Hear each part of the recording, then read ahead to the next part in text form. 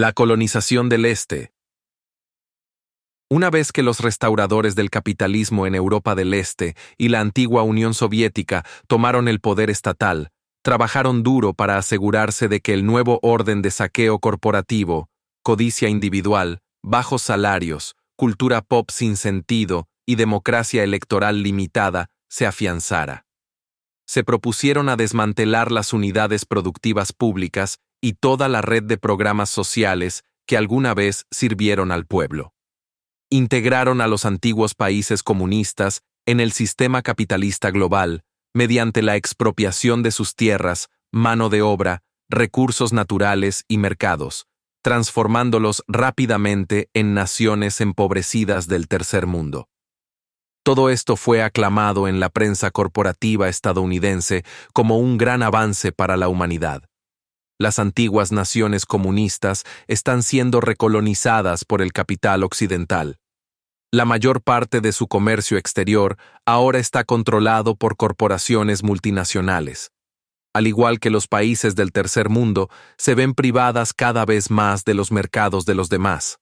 El comercio, que alguna vez fue significativo y mutuamente beneficioso entre ellas, se ha reducido drásticamente, ya que sus economías se vinculan a las necesidades de inversión y extracción del capitalismo global. En lugar de un desarrollo mutuo, ahora están experimentando el mal desarrollo impuesto por el capital monopolista global. Las corporaciones multinacionales se están mudando a Rusia para explotar vastas reservas de petróleo y gas natural, además de ricos depósitos minerales que les pueden brindar enormes ganancias y que no benefician al pueblo ruso. A pesar de las protestas de ambientalistas estadounidenses y rusos, los intereses madereros estadounidenses, con el apoyo financiero de un fondo de riesgo patrocinado por el Pentágono, se preparan para talar los espesos bosques de Siberia, una región que posee una quinta parte de los bosques del planeta y es el hábitat de muchas especies raras.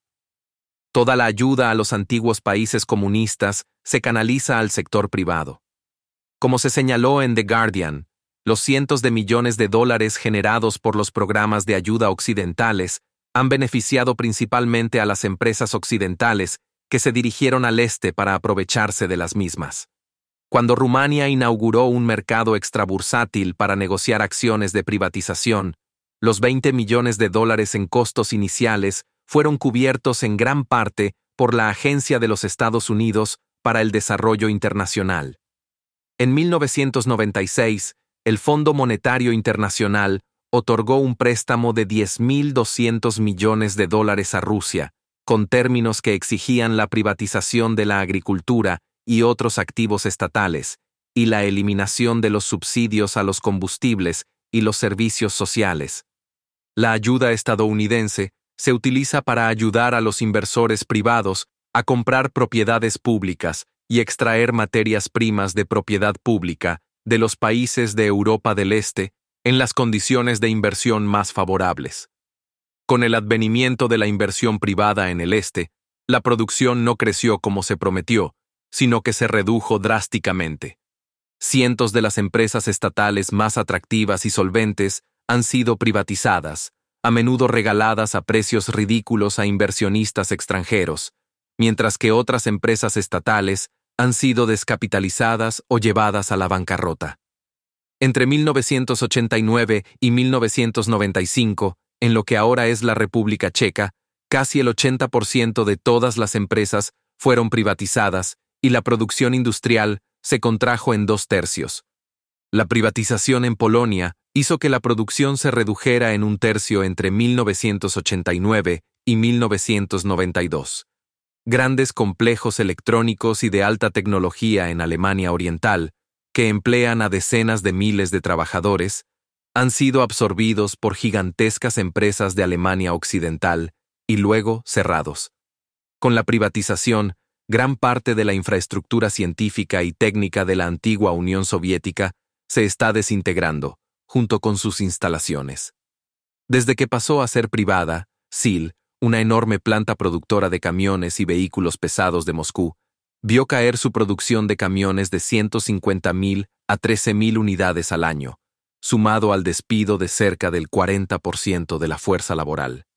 En abril de 1996, los trabajadores restantes solicitaron al gobierno ruso que recuperara el control de SIL. En el pasado, los trabajadores de SIL y sus familiares tenían trabajos inquebrantablemente seguros en la fábrica. Vivían en apartamentos y asistían a escuelas proporcionadas por SIL.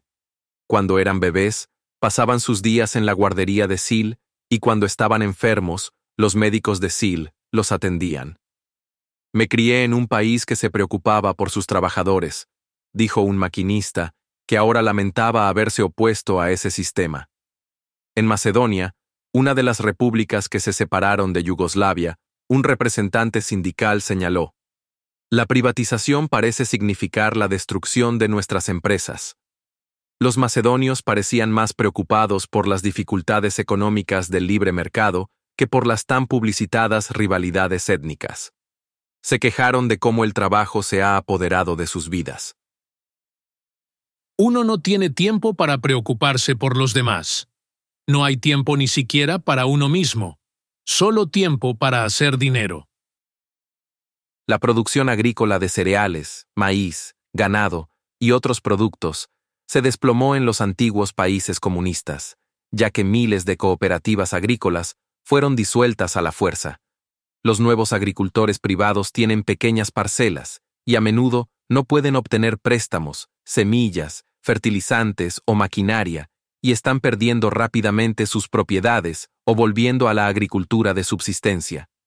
Las cooperativas agrícolas de Hungría habían sido un sector de la economía socialista que se desempeñó bastante bien. Pero con la privatización, la producción agrícola cayó un 40% en 1993. Se produjo un drástico deterioro de la producción agrícola en Bulgaria, una vez considerada el granero de Europa del Este, lo que provocó una grave escasez de pan en 1996. Bulgaria también sufría una inflación mensual del 20% y se hundía en ese ciclo, tan conocido, de deuda externa. Recortaban los servicios para calificar a los préstamos del FMI, pidiendo prestado para pagar el endeudamiento pasado. El gobierno búlgaro debe imponer más medidas de austeridad de libre mercado para obtener los préstamos internacionales necesarios para pagar parte de su deuda externa, que suma cerca de 9.4 mil millones de dólares. En 1992, el gobierno lituano decretó que los antiguos propietarios y sus descendientes podían reclamar las propiedades confiscadas durante la era socialista. Como resultado, decenas de miles de familias campesinas, alrededor del 70% de la población rural, fueron desalojadas de las tierras que habían trabajado durante más de medio siglo, destruyendo la base agrícola del país en el proceso. Se desmanteló gran parte de la producción en Alemania Oriental para evitar la competencia con las empresas de Alemania Occidental.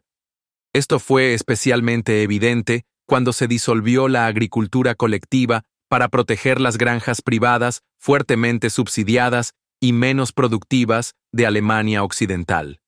Sin pagar compensaciones, los capitalistas de Alemania Occidental se apoderaron de casi toda la propiedad socializada en la RDA, incluyendo fábricas, molinos, granjas, apartamentos y otros bienes inmuebles, y el sistema de atención médica, activos valuados en aproximadamente 2 billones de dólares, en lo que representa la expropiación más grande de riqueza pública por parte del capital privado en la historia europea. El resultado final de toda esta privatización de libre mercado en Alemania Oriental es que los arriendos, que antes consumían apenas el 5% de los ingresos, han subido hasta 2/3. Del mismo modo, los costos de transporte, cuidado de niños, atención médica y educación superior se han disparado más allá del alcance de muchos. Los alemanes orientales de diversas tendencias políticas tienen una serie de quejas. A. El flujo neto de dinero ha sido de este a oeste, lo que equivale a una colonización del este. B. El libre mercado es un mito. La economía de Alemania Occidental está fuertemente subvencionada y totalmente regulada, pero en contra de los intereses del este. C. La policía de Alemania Occidental es mucho más brutal que la policía de Alemania Oriental. D. Si hubiese tenido lugar en Alemania Occidental una desnazificación tan severa como la desocialización de Alemania Oriental, sería un país totalmente diferente. En ese último punto, cabe señalar que los funcionarios alemanes están presentando cargos penales contra quienes colaboraron con la RDA, ejerciendo cualquier cargo público, incluyendo incluso a profesores y pequeños administradores. Los emigrados de estados comunistas están asombrados por la cantidad de burocracia que encuentran en Occidente. 2 inmigrantes soviéticos en Canadá se quejaron, independientemente el uno del otro, de que la burocracia aquí era incluso peor que en la Unión Soviética. Los alemanes orientales que vivían en el oeste quedaron asombrados por la avalancha de formularios complicados que tenían que completar para impuestos, seguro médico, seguro de vida, compensación por desempleo, readiestramiento laboral, subsidios de alquiler y cuentas bancarias. Además, debido al tipo de información personal que tenían que dar, se sentían más observados y espiados que por la Stasi, que es la policía de seguridad de la RDA. Los judíos soviéticos que emigraron a Israel durante la Guerra Fría experimentaron una desilusión similar con las dificultades de la vida y la falta de idealismo.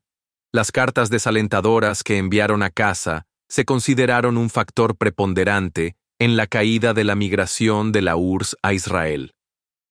Con la restauración capitalista en pleno apogeo, los pueblos de las antiguas naciones comunistas han tenido la gran oportunidad de aprender cómo era la vida en el paraíso del libre mercado. Sus experiencias se detallan en el próximo capítulo.